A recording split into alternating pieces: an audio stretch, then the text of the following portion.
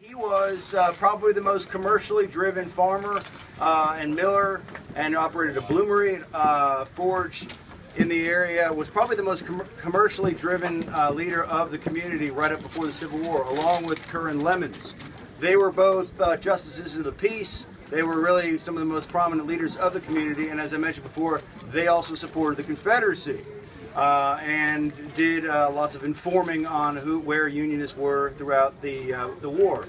Foute also helped to shield people like Noah Birchfield when he was being conscripted or kidnapped.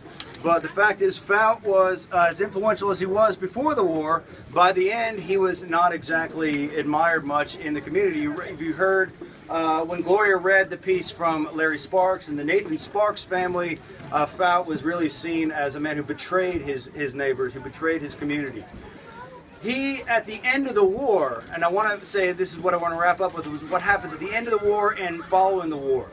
Foute, like many of the other Confederates, simply left. Many of them had left of their own accord, particularly when General Burnside and the Union Army took control of Knoxville in late 1863. But Foute had stayed on right up until the very end.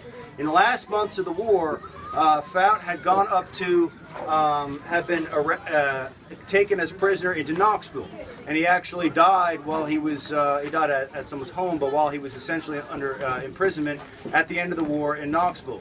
You'll notice there is virtually no, maybe absolutely no reference to him anywhere on the landscape around here. You don't see the Daniel Foute place. You don't see the Daniel Foute. I mean, his name has sort of disappeared. And I think it's kind of interesting the way we remember certain places, certain names, and the way we don't remember certain places and certain names. And a lot of it had to do with what happened during the war.